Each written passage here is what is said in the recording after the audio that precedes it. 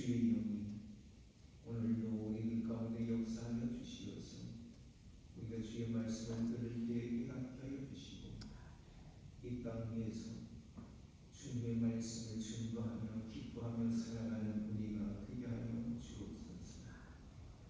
힘들고 어려운 가운데 있는 우리의 이웃들을 돌아볼 수 있는 주님의 사랑을 주시고 주님의 사랑을 우리도 베풀 수 있도록 성령께서 우리를 붙들고 이끌어 주시옵소서.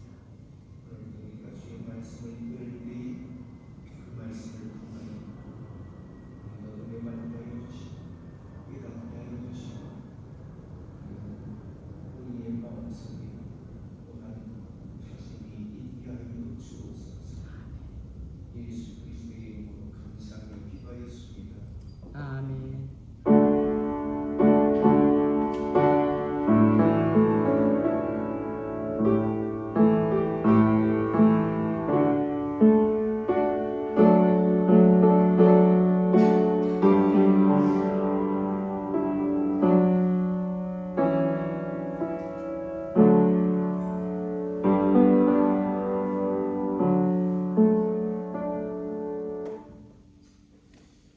하나님의 말씀 첫 번째 말씀 구약성경 예레미야서 26장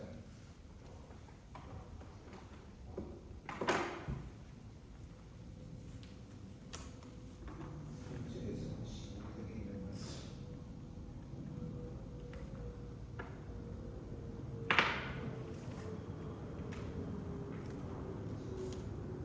제가 이 문장이 나가지고 어려운 꿈을 썼는데 문제가 생기고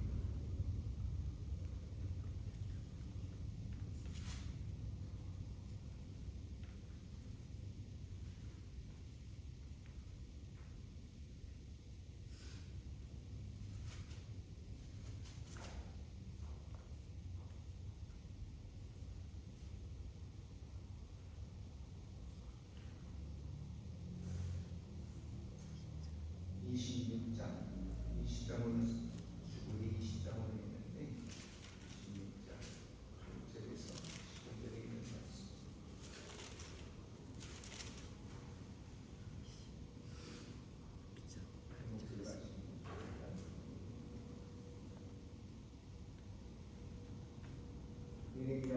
에레미야가 선지자들과 모든 백성이 듣더라. 제사장과 선지자들과 모든 백성이 그를 붙잡고 이르되 내가 반드시 죽으리라.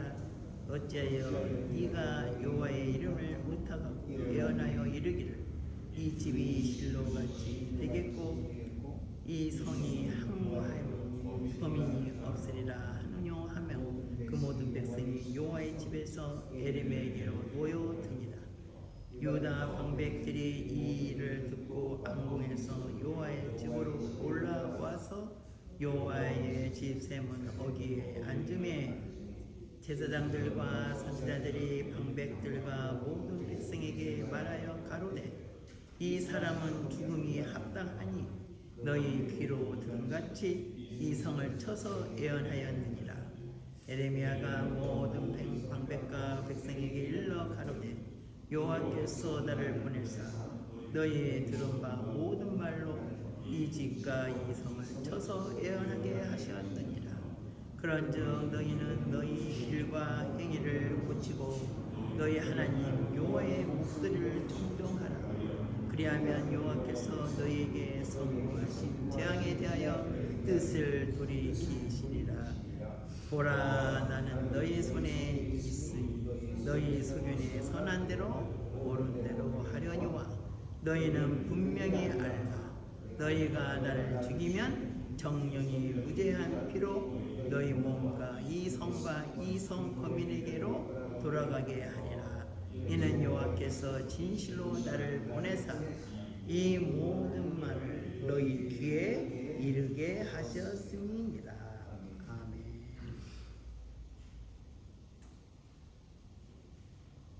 반갑습니다.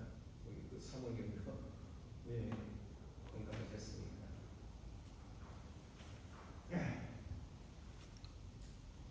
제가 지난주부터 지난주에는 안경을 찍어서 쓰고서 얼굴을 그려놨는데 한쪽 눈이 아주 가지고 지금 우리 얼굴이 우렇게 막 보입니다. 눈, 코는 있어 보이는데 잘 보이지 않아요. 그래서 내일은 또 이제 혈액 검사를 보고 그리고 수술을 하기로 했어요. 네. 지난 금요일 날 가서 상담을 하는데 한쪽 눈만 넓게 하는 거야. 양쪽이 다 하겠다. 그래서 그러면 한꺼번에 다 공사가 되는데 어떡하냐고. 한쪽 눈 먼저 하고 그 다음에 또 한쪽 눈 하게 된다고. 그러면서 뭐냐면은 새 것을 보게 될 거라고. 수술을 하게 되면 아주 환하게 보일 거라고 그래요. 그 말을 그냥 믿기로 하고 하기로 했습니다. 오늘도 그저 우리 식구들 얼굴이 뿌옇게 보이지만 아마 우리가 세상에서 살 때 천국을 바라보면 이럴 거예요. 환하게 보이지 않고 니는 지금 뿌옇게 보이지만 얼마 지나지 않아서 우리에게 큰 믿음으로 역사하시는 하나님의 은혜가 함께 하실 때에 천국은 우리 환하게 보일 거예요. 아멘. 우리는 그때 승리의 계가를 부르게 될 겁니다. 그 얘기가 우리가 오면서 그랬어요. 이게 여보야는 신청이고 나는 시공산이야. 조금 있으면 이제 눈 뜬다 그러니까 환하게 볼 거야. 그러면서 웃으면서 나왔어요. 지금도 우리 돋보기만 가지고 주보를 보고 원고를 이렇게 보는데 이게 제대로 보이질 않아요. 그래서 조금 힘이 들어가는 이해하시면서 들으시기 바랍니다. 오늘 여기 예레미야서 26장 8절에서 15절에 있는 말씀 중에서 앞에 있는 8절과 9절에 있는 말씀은 여기 보니까 예레미야가 하나님의 말씀을 떠나서 사는 그러한 이스라엘 백성들, 그들에게 남유다 백성들에게 책망을 하는 거예요. 그리고 하나님의 이 견책의 말씀이 그들에게 들어갈 때 그 말씀은 그냥 너희들 하나님 앞에서 잘못 살았으니까 그리고 백성들과 백성들 사이에서 죄가 그대로 발생하고 있으니까 그냥 거기에 대한 그러한 견책이 있을 거다 하는 것이 아니라 아주 멸망을 선포하는 그런 말씀이었어요.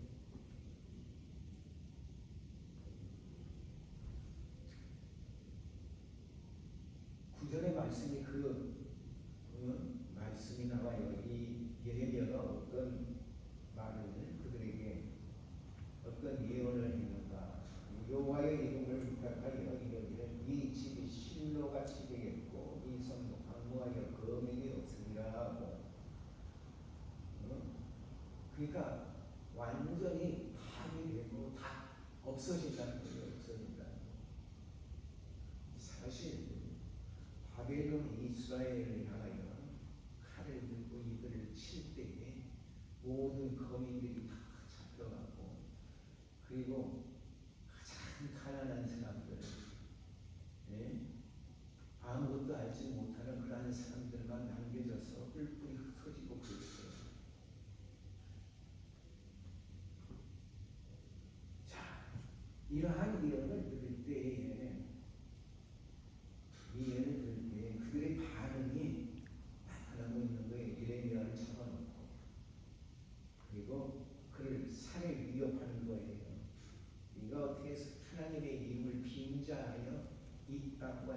백성들을 이렇게 협박하느냐? 10절과 11절 보면 종교 지도자들이 예레미야를 거짓 선지자로 이렇게 선포를 한 거예요. 그래서 예레미야가 한 이 모든 예언은 거짓이다. 거짓 예언을 선포한 죄와 성경 모든 죄와 유언 예언을 유포한 죄로 유다 방백들에게 오만을 한 거예요.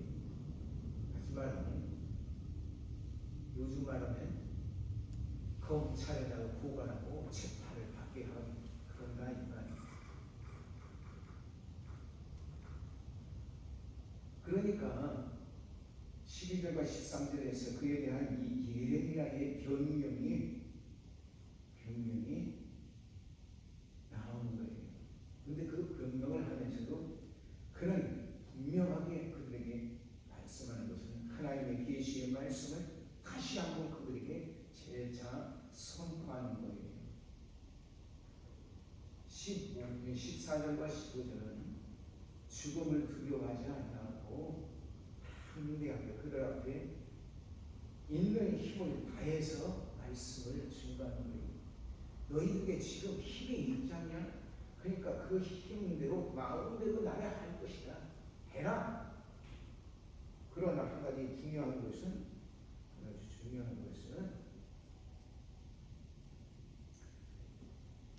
너희가 나를 죽이면 그 무지한 피를 흘리는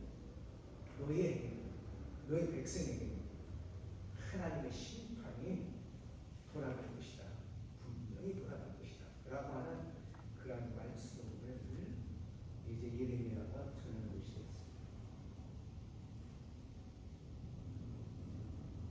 됐습니다. 하나님의 사람 어떠한 협박, 위협에 굴복해서는 안 된다고 합니다. 하나님이 내게 말씀을 주셨으니 나는 그것을 외쳐야 할 사명이 있는 거예요. 외쳐야 할 사명이 있는 거예요. 에스겔서에 나가보면 그런 말씀이 있어요. 악인을 향하여 내가 외쳐라. 그래서 깨우쳐서 저가 구원을 받으면 좋으려니와 만약 그가 깨우치지 아니하고 계속해서 죄를 진다면 그는 그 죄값을 그가 받는 거다. 그런데 네가 외치지 않아서 저가 깨우치지 못한다면 그 핏값을 내가 내게서 받으리라 했다는 말이에요. 그렇기 때문에 우리 사명자들은 정말 중요한 그러한 책임이 있는 거예요. 오늘 이 시대에 대해서 우리는 말씀을 바로 증거해야 돼요. 교인들이 떠날까 어쩔까 무서워서 복 받기 위해서는 이렇게 해야 합니다. 이렇게 해야 합니다. 복 받기 위해서는 복 받기 없어요. 요즘 재단에 이 복 받기 없어요. 이 말씀은 우리는 알아야 돼요. 하나님의 말씀은 우리에게 복 받기 위해가 아니라 우리가 바로 서기 위해서. 바로 서기 위해서. 우리가 바로 서지 못하면 복 받는 것이 허사라니까. 그러게 예레미야는 내가 죽을지라도 나는 이 말씀, 하나님이 내게 주신 말씀을 전할 수밖에 없다. 이 말씀을 증거하고 오늘날에도 우리가 살면서 주의 말씀을 바로 전할 수 있는 우리 모두가 되어야 할 줄로 믿습니다. 아멘. 여기 또 두 번째 말씀이 있어요. 두 번째 말씀 빌립보서 바울 서신이죠. 빌립보서 3장 17절에서 4장 1절에 있는 말씀.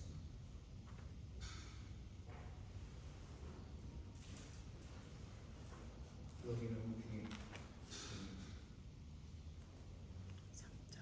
동그라미가 없어가지고서 바로 써주는가 봐요.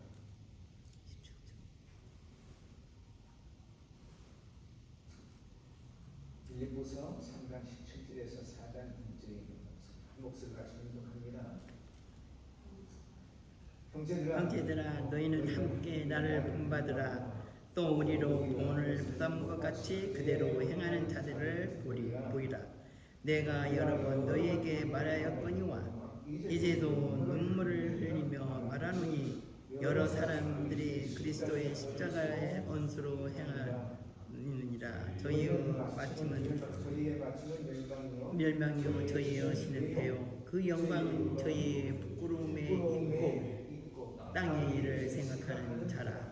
오직 우리의 시민권은 하늘에 있는지라. 거기로서 구원하는 자 곧 주 예수 그리스도를 기다리노니 그가 만물을 자기에게 복종케 하실 수 있는 자의 역사로 우리의 낮은 몸을 자기 영광의 몸의 형체와 같이 병케 하시리라. 그러므로 나의 사랑하고 사모하는 형제들, 나의 기쁨이요 멸류관이 사랑하는 자들아, 이와 같이 주 안에 서라. 아멘.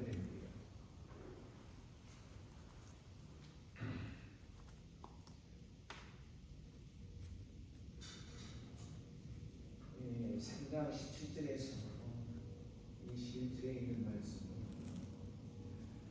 그리스도를 믿음으로 말미암아 완전히 되었으므로 더 이상 어떠한 도덕적 노력도 필요 없다고 주장하는 반도덕주의자들의 그들에 대한 경고의 말씀이 기록되어 있어요. 사실 성도들은 그리스도 예수를 믿는 즉시 구원을 받는다는 거예요. 그러나 그 구원이 곧 완성된 것을 의미하는 것이 아니라 우리는 완성되어져 가는 과정에 있어요. 성도는 거룩하다 그래요. 그죠? 성도는 거룩하다.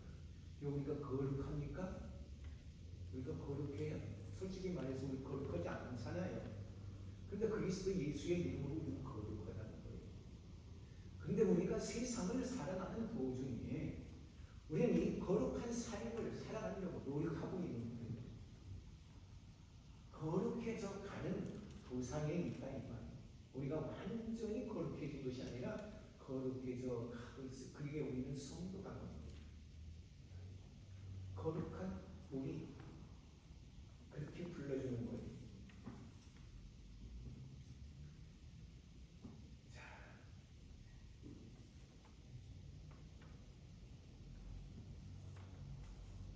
성도들은 그리스도를 믿고 거듭남으로 새 생명을 얻게 되는 것은 사실이지만 그 생명의 본체는 어디에 있어요?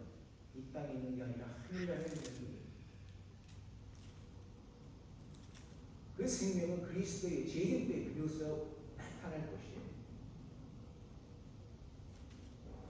따라서 성도의 현재의 삶의 목표를 성취한 상태가 아니고 성도의 현재의 삶은 목표를 성취한 것이 아니라는 거예요. 오히려 목표를 향하여 위험적인 금주를 행하여 나아가는 과정에 있다. 아까도 말씀드렸죠. 거룩해져 가는 과정에 있다.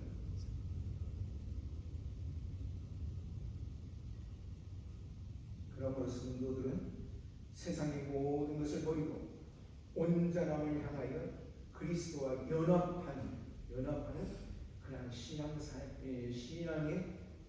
삶을 실천해 나가는 그런 우리가 되어야 합니다.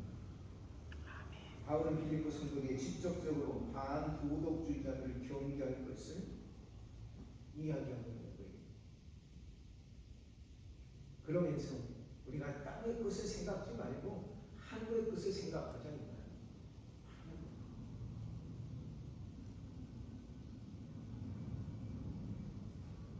당시 빌립보 교회에는 믿음으로 구원받는다는 이 교리를 오해함으로써 그리스도인은 완전하기 때문에 아무런 도덕적인 그러한 제약이 없다고 받지 않는다고 이렇게 생각하고 우리의 육신의 정욕대로 우리의 마음대로 살아도 된다고 주장하는 그러한 사람들이 생겨났습니다. 그러나 이 앞서 밝힌 바와 같이 성도의 구원은 그리스도의 재림 때 완성되는 것으로서 이 세상을 사는 성도들은 구원의 완성을 향하여 신앙의 경주에 매진해야 하는 그런 존재들이다 그 말씀입니다.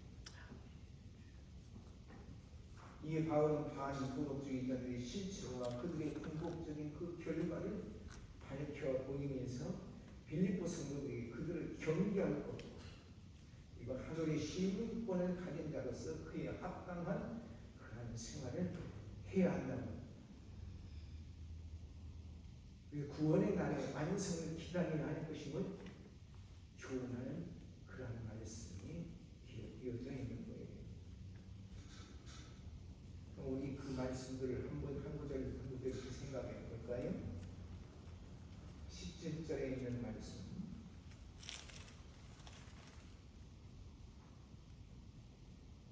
형제들아, 너희는 함께 나를 본받으라. 또 우리로 본을 삼는 것이 그대로 행하는 자들을 보이라. 우리로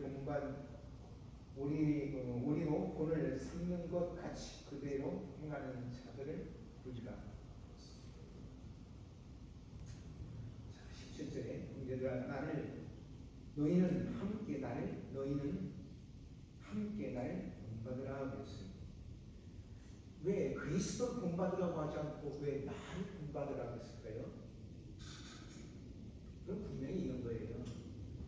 주님은 이미 그들의 눈에는 보이지 않아요. 예수 그리스도는 그들의 눈에 보이지 않아요. 그러니까 보고서 본받을 자가 필요한 거예요. 그래서 목회자들이 강단에서 외치는 이 말씀들을 듣고 그리고 그들의 생활하는 것을 보면서 성도들은 목회자를 본받는 거예요. 그 말씀은 열심히 잘 듣지도 않는데 그의 생활이 다르지 못하면은 성도들이 이중성을 갖게 되는 거예요. 교회에 다니면서 교회의 성도로서 아름다운 삶을 살아가는 것이 아니라 말씀을 열심히 듣고 교회에서는 그렇게 살아가지만 사회에 나가서는 악한 사람들보다 더 악하게 되는 그러한 것들을 보고 있다. 그런 말씀. 그러므로 바울은 어떻게 말했더니 나를 본받으라고 한 거예요. 나를 본받으라. 목회자들이 나를 본받으라고 하려면은 강단에서 외치는 말씀과 그리고 사회에서 생활하는 그 생활과 언행 일치가 되어야 한다 그런 말씀입니다. 그런데 여기 바울은 그러한 삶을 살았다 이 말이에요. 그 고통 속에서도 그 괴로움 속에서 수많은 그런 핍박 속에서도 그런 주를 위하여 언제나 말씀과 함께 살아가는 그러한 사람. 그런 게 빌립보 교인들에게 자신을 본받는 자들이 될 것을 요청한 거예요. 다시 말하면 율법의 의를 버리고 그리스도와 함께 십자가에서 죄에 대하여 죽고 그리스도 안에서 하나님에 대하여 사는 것을 성도들이 배울 것을 우리들이 배울 것을 바울은 요청한 거예요.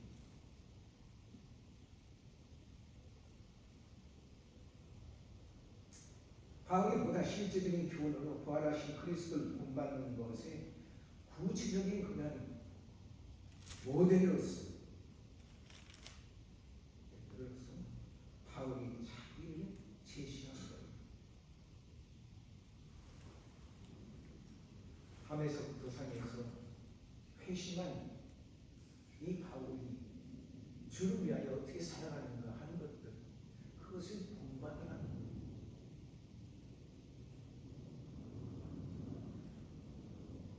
또 우리로 본을 삼은 것 같이 17절에 제중간절에 또 우리로 본을 삼은 것 같이 그대로 행하는 자들 우리가 여기서 우리라고 하는 말은 바울 자신과 디모데와 베와 그로디를 염두에 두고 표현하는 그런 말씀에 말하는 거예요. 그리고 고일하이지만은 본을 받기 위해서는 우리가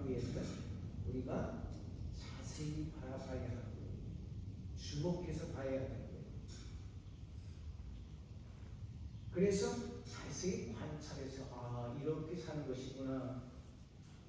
것이구나 그렇게 보고서 그것을 따라서 하는 거예요. 어쩌면 우리 그리스도인들은 따라쟁이인지 몰라요. 따라서 하나요.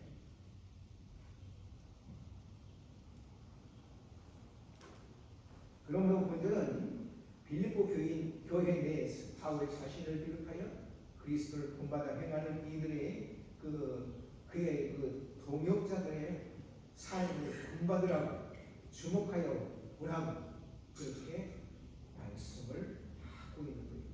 그러한 18절에 보니까 내가 여러 번 너에게 말하여 했거니와 이제도 눈물을 흘리며 말하노니 그랬어요. 이 말은 바울은 유대적인 그 율법주의자들과 또 다른 빌립보 교회의 다른 그러한 위험 요소들, 빌립보 교인들을 기억하는 그러한 위험 요소들이 있었는데 그게 뭐냐면 반율법주의자들, 다시 말하면 반도덕주의자, 그들을 경계할 것을 눈물로써 고수하는 거예요. 바울이 복음을 전하고 교회가 생겨나면 거기에 뭐가 들어오는 거니? 이 율법주의자들이 들어와서 모세의 명함과 이 율법을 지키지 아니하면 구원이 없다고 이렇게 얘기하는 그걸 얘기하는 거예요. 그리고 또한 우리는 이미 구원받았으니까 예수 그리스도를 구원받았으니까 더 이상 우리가 도덕적 어떤 제약을 받지 않는다. 우리는 구원받은 사람이다. 그렇게 이야기하는 사람들이 있다. 요즘은 좀 그런 얘기가 좀 덜한데 과거에는 그런 사람들이 많이 있어요. 그리고 요즘은 또 이상한 그러한 그 무리들이 빙자에서 그래서 여러 연약한 심령들을 갖다가 무너뜨리고 있는 그런 모습들을 보도를 통해서 보게 됩니다. 목사방이라는 것이 있다나 없었다나 그래가지고 전도사는 대장 부대장 이렇게 해가지고 전도사 집사 그 밑에 또 이렇게 해가지고 계단을 나가는 그들을 갖다가 자기 손 안에 내면서 쥐락펴락하면서 부정직한 그러한 일들을 흔히 인사하는 그러한 목사반이라고 하는 그런 주체자가 잡혔다고 나이가 30몇 살 기가 막힌 것들 참 많이 들어요. 이러한 적대자들을 생각하면서 바울은 이 모험의 적대자들에게 노출되어 있는 이 성도들을 볼 때 안타까운 마음이 많아서 눈물로써 항상 기도하는 그런 눈물의 사도라고 말할 수가 있습니다. 다시 계속해서 여러 사람이 그리스도의 십자가의 원수로 행하느니라. 여기서 십자가의 원수 누굴 말하는 거예요? 반도덕론자들에게. 그들은 쾌락을 사랑하는 자들로서 복음의 자유를 오해해서 방종이라고 하는 이름으로써 실제적인 면에서는 십자가의 원수로 되어져 있다입니다.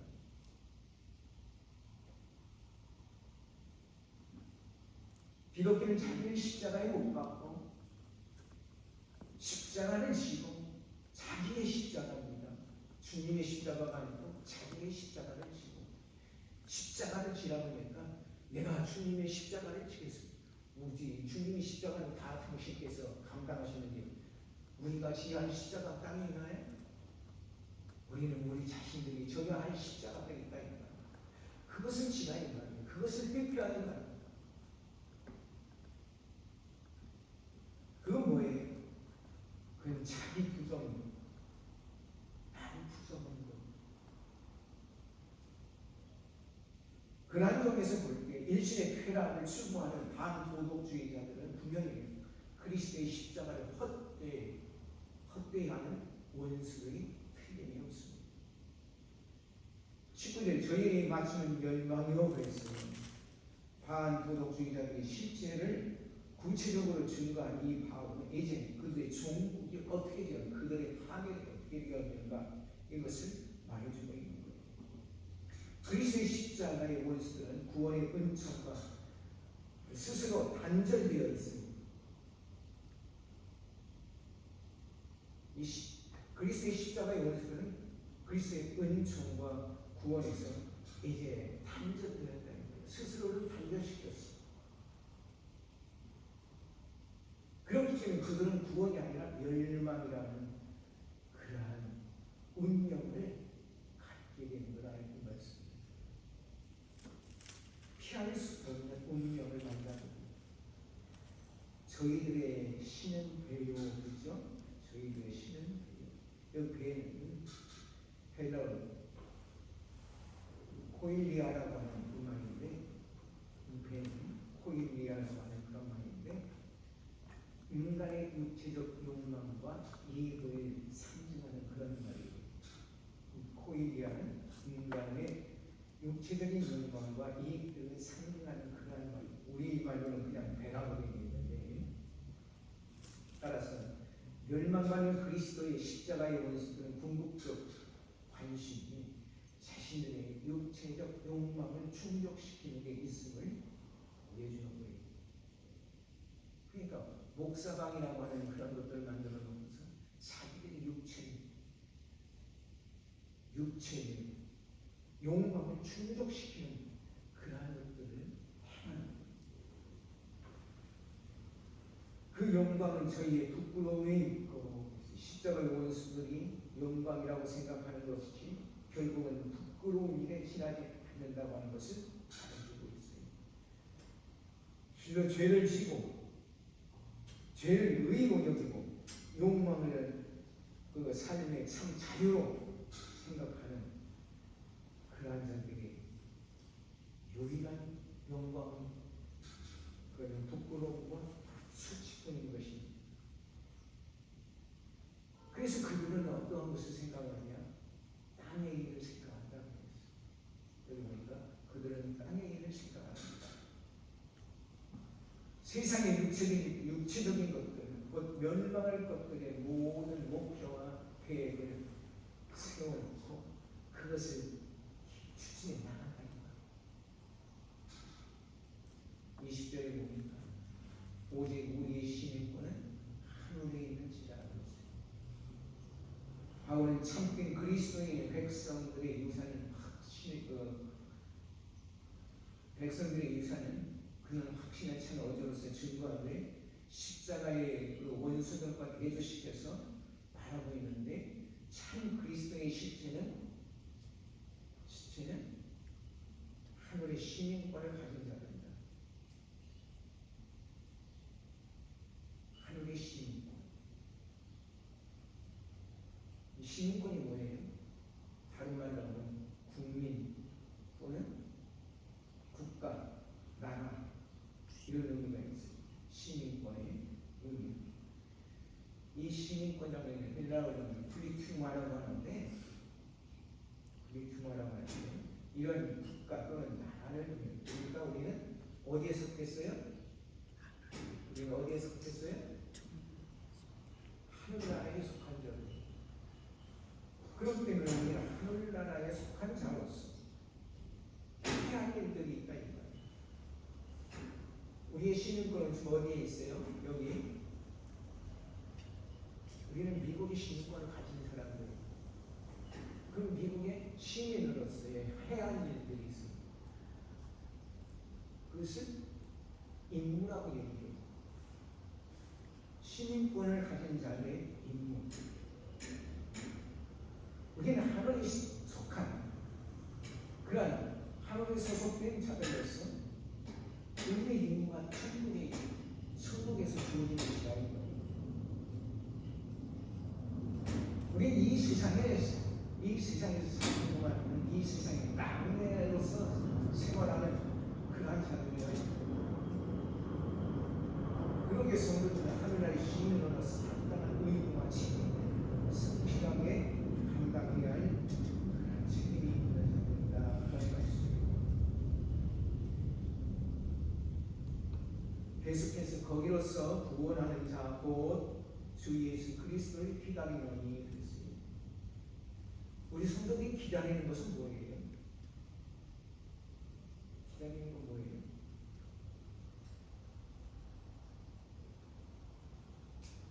하나님 우편에서 그 우편에 앉으셔서 오는 성도들을 영접하시고 그들을 위하여 변호해 주시던 그 주님께서 만세 재림주로 오실 때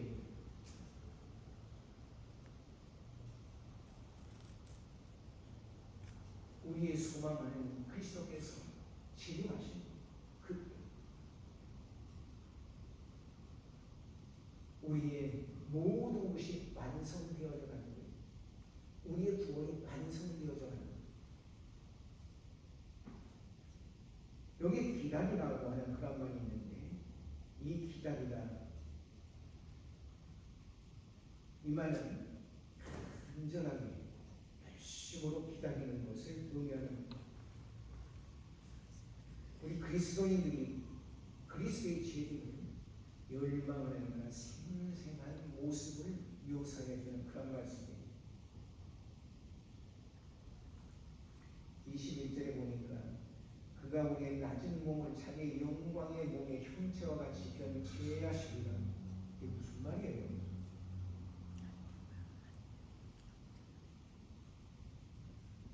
그리스도의 지혜로서 성도들에게 일어나는 하나님의 놀라운 축복을 말씀해 주는 거예요. 여기 자기의 영광의 몸의 형체라고 했어요. 자기의 영광의 몸의 형체. 그리스도의 부활하신 것 성찬하세요.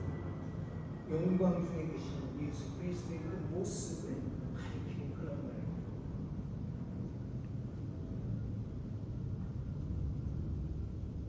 낮은 몸이라고 했어요. 우리의 낮은 몸.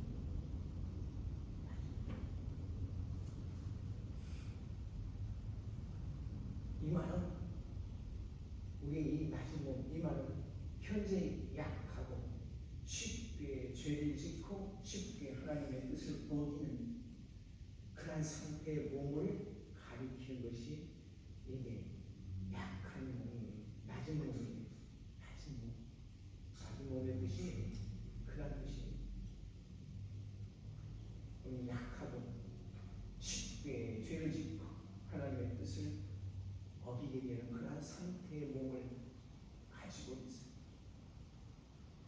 이러한 성도의 몸은 주 예수 그리스도의 재림에는 영광스러운 몸으로 변화되기 시작합니다. 영광스러운 몸으로.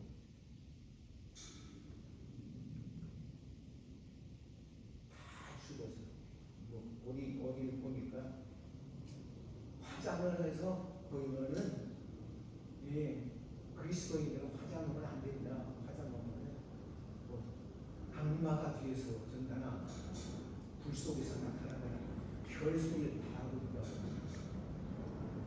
그런 것은 신뢰스러운 일이 아니라니 말이에요. 우리가 알아야 할 것이 사는 자의 변화와 죽은 자들의 변화가 분명히 일어난다. 하나님의 능력은 무슨 능력이에요? 모에서 유를 창조해내신 하나님의 능력이다. 우리가 세상에 왔다 갔다 하는 흔적이 있느냐? 그 흔적이 어디에 있든지 간에 주 예수 그리스도의 부활하신 그 재림하시는 그날에 우리가 부활할 때에 똑같이 부활한다. 그때 그 몸은 영화로운 몸이에요. 복된 몸이에요.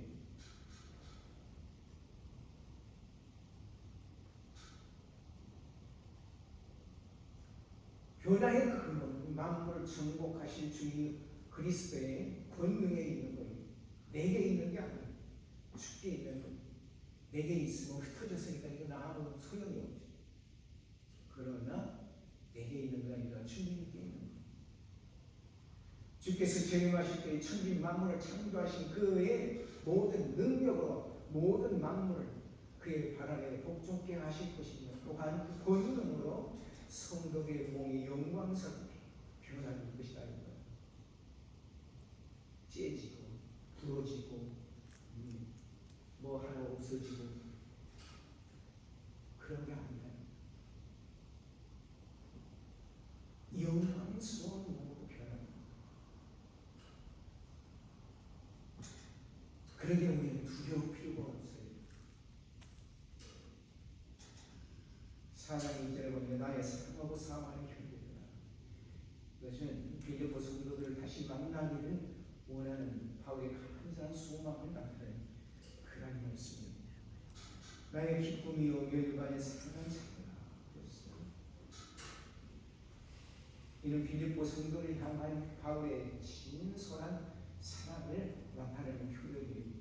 여기서 열반이라고 하는 것은 당시의 운동 경기에서 승리하는 그 승리자에게 씌워주는 그런 관이에요. 그저께 트로트 제 3번인가 그것을 맞추는데 거기에 1등한 사람이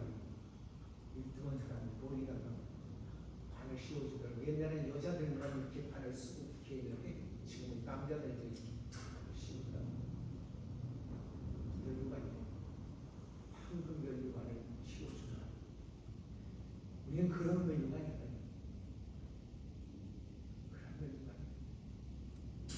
하나님의 나라에서 찬란하게 빛나는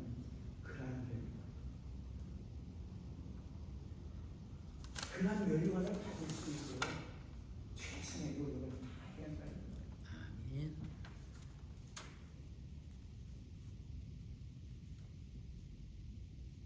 장차 그리스도의 재림의 날에 빌립보 교인들이 그 오공의 사역이 헛되지 않았음을 증거할 수 있는 열매를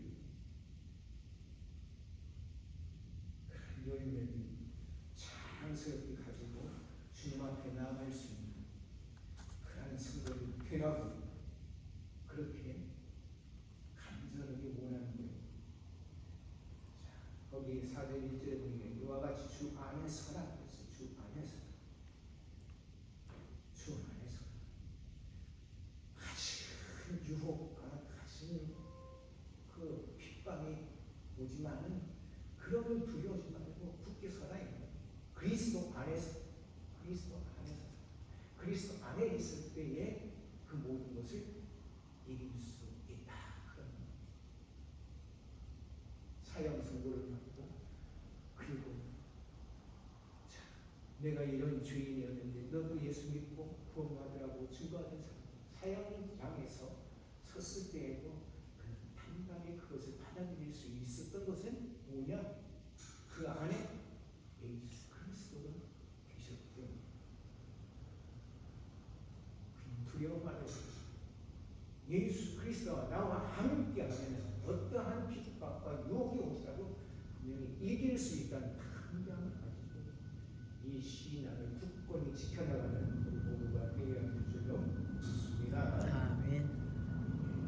주님의 말씀입니다. 누가복음 13장 36절에서 35절에 있습니다. 다 일어나셔서 목소리 같이 묵상하시겠습니다. 주님의 말씀입니다. 누가복음 13장 31절에서 35절에 있는 말씀. 이제 궁금하시겠습니다. 곧 그때에 어떤 바리새인들이 나와서 이르되 나가서 여기를 떠나소서 헤롯이 당신을 죽이도다 하나이다. 가사대 가서 저 여우에게 이르되 오늘과 내일 내가 귀신을 쫓아내며 벽을 닫게 하다가 제3일에는 완전하여지리라 하라. 그러나 오늘과 내일과 모레는 내가 갈 길을 가야 하리니 선지자가 예루살렘 밖에서 죽는 법이 없느니라. 예루살렘아 예루살렘아 선지자들을 죽이고 네게 파송된 자들을 돌로 치는 자여, 암탉이 제 새끼를 날게 하되 모험같이 내가 너희의 자녀들로 모로 한 일이 몇 번이냐. 그러나 너희가 원치 아니하도다. 보라, 너희 집이 항폐하여 버림바 되리라. 내가 너희에게 이르노니 너희가 주의 이름으로 오시는 이를 찬송하리로다 할 때까지 나를 보지 못하리라 하시니라. 아멘.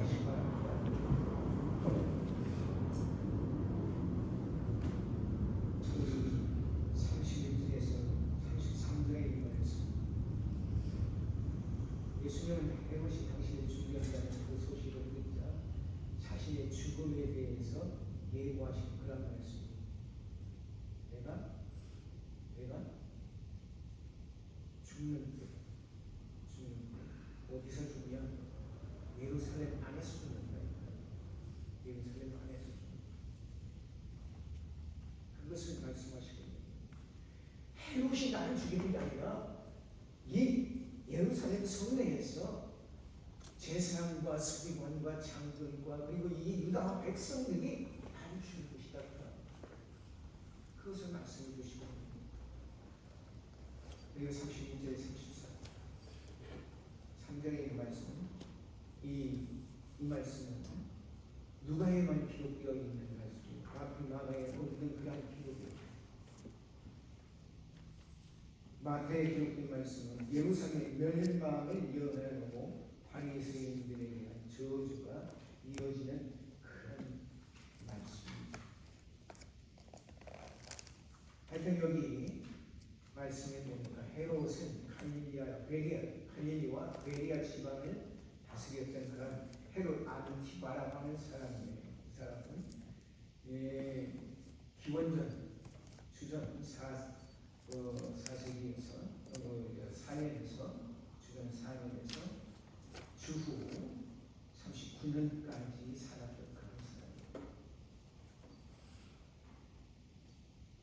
근데 누가는 세례 요한을 죽인 후에 예수를 만나고 싶어 했던 이 헤롯, 그렇죠. 자기가 분명히 죽였는데 얻고 나와서 저 요단강에서 갈릴리에서 죽은 사람도 살려내고 병자도 누이고 귀신 들린 자도 그냥 내쫓아주고 기이한 일을 해가지고 소경도 보고 안전자리도 세워주고 얼마나 기이하고, 그러니까 이 헤롯이 얼마나 보고 싶었어요. 이야, 요한이 다시 살아나는가 보다. 저기 또 나를 저주하면 어떻게 해야 되지? 그런 두려움도 있었을 거예요. 그래서 그를 완전히 보고 싶어 했던 거예요. 사실 이 헤롯 안티바는 요한을 죽이고자 하는 게 아니에요.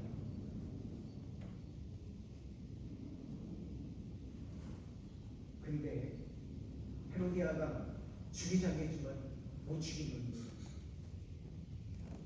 근데 자기의 약속 때문에 할 수 없이 죽인 거예요. 그 죽은 요한이 다시 살아나는가 해서 보고 싶었을 거예요. 그런데 이 헤롯보다는 유대인의 배척이 더 거셌다니까요. 5천여 명을 먹여 살리고 수많은 그런 사람들에게 말씀을 준 것 같으니 그들의 배고픔과 굶주림을 해결해 주셨던 그 예수, 그는 분명히 메시아로서 오신 그런 분이다. 그러기에 예수님이 예루살렘에 들어갈 때 그들은 종려나무 가지를 꺾어 들고서 호산나를 외쳤던 거예요. 주의 이름으로 오시는 이는 왕으로서 그를 영접했던 거예요. 그러나 그들은 돌이켜서 맥없이 잡혀가는 그 예수를 볼 때 아니다, 우리가 속았어. 그리고 저 예수를 죽이라고 그들은 소리쳤던 거예요.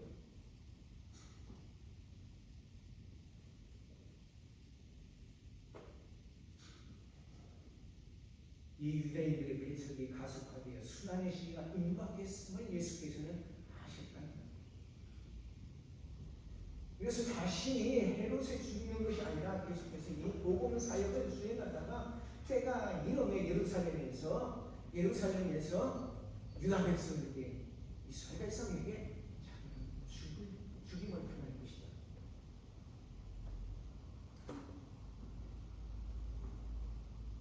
그리고 제3일에 부활하심으로써 이 메시아의 사명을 완성할 것을 말씀해 주셨어요.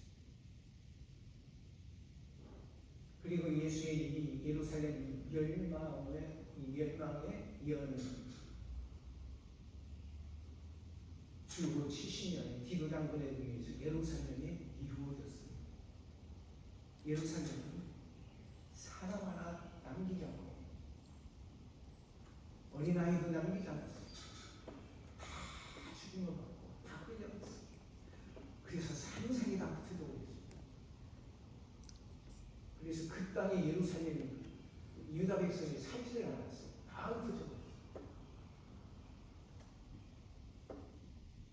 지금 있는 사람은 세계 각처에서 모여든 사람들이 다시 그곳이 우리 땅이라고 하고 세우고 있는 거예요.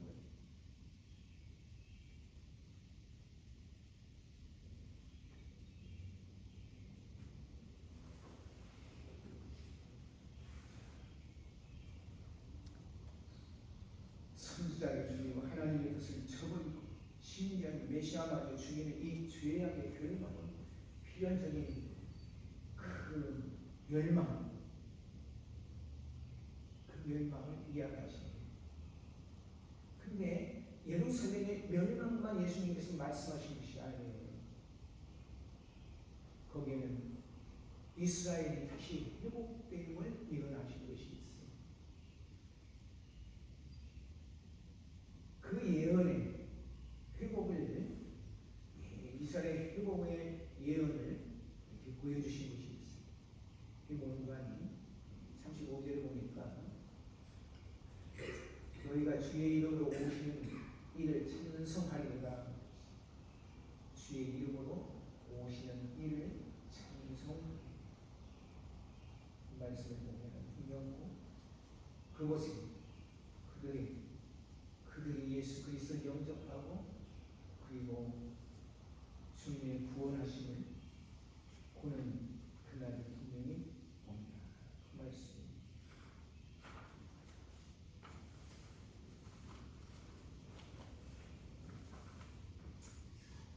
오늘 이 본문에서 누가복음에서 우리가 생각을 해보죠.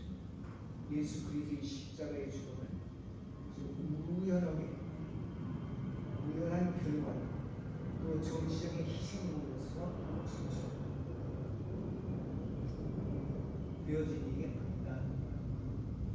그래서 하나님께서 인류를 구원하시고자 하는 하나님의 구원의 승리 가운데서 이루어진 그들이 하고자 하는 것이 아니에요. 그 하나님 과정 속에 있었던 거예요. 그러니 성도는 자신을 대적하는 원수까지라도 끝까지 사랑하고 사랑을 베풀고 그들의 구원을 위해서 기도해야 할 책임이 있다고 하는 것을 미원당에서 썩어 죽으려고 그럴 것이 아니라 그를 위해서 기도하자. 성도는 분명히 기도해야 합니다.